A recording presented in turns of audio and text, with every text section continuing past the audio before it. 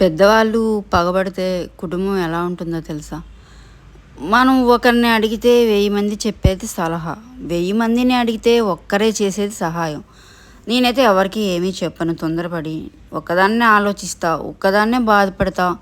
మళ్ళీ ఒక్కదాన్నే నా పని నేను చేసుకుంటూ వెళ్తాను. అండ్ ఏం మిగిలింది ఇన్ని ఇయర్స్ అంటే మారిపోతున్న తేదీలు, గడిచిపోతున్న సంవత్సరాలు, వదిలెళ్తున్న మనుషులు, పడుతున్న బాధలు ఇవే ఉన్నాయి లైఫ్ అంతా. బట్ ఇవన్నీ నాకు నేర్పించింది ఒక్కటే, ఏది పర్మనెంట్ కాదు, ఎవరు పర్మనెంట్ కాదు. ఎక్కువ ఆశలు కాదు, తక్కువ అవసరాలే మనిషిని ఫ్రీగా ఉండనిస్తాయండి. మోసం చేసే వాళ్ళు అందరితో కలిసే ఉంటారు, మంచి వాళ్ళు ఒంటరిగానే ఉంటారు.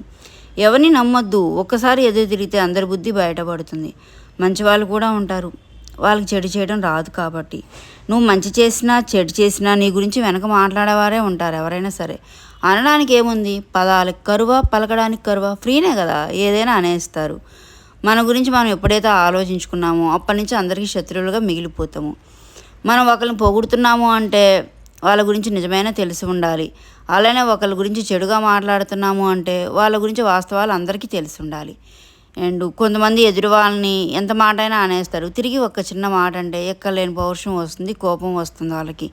ఆస్తి అంతస్తుల్లో తేడా ఉండొచ్చు, వయసులో వ్యత్యాసం ఉండొచ్చు, కానీ సెల్ఫ్ రెస్పెక్ట్ అనేది ఒకటి ఉంటుంది కదా, అది అందరికీ ఒకటే కదా. దారి చూపించే వాళ్ళు ఉండరు, ధైర్యం చెప్పేవాళ్ళు ఎవరు ఉండరు. కారణం తెలిసిందే కదా, పగలు, కోపాలు. బట్ తొందరపడి ఎవరికి ఏది చెప్పకండి. అండ్ వెయిట్ చేయండి. ఇప్పటి వరకు వెయిట్ చేశారు, ఇంకా వెయిట్ చేయండి. టైం వచ్చినప్పుడే మాట్లాడండి, అప్పటి వరకు మౌనంగా ఉండండి.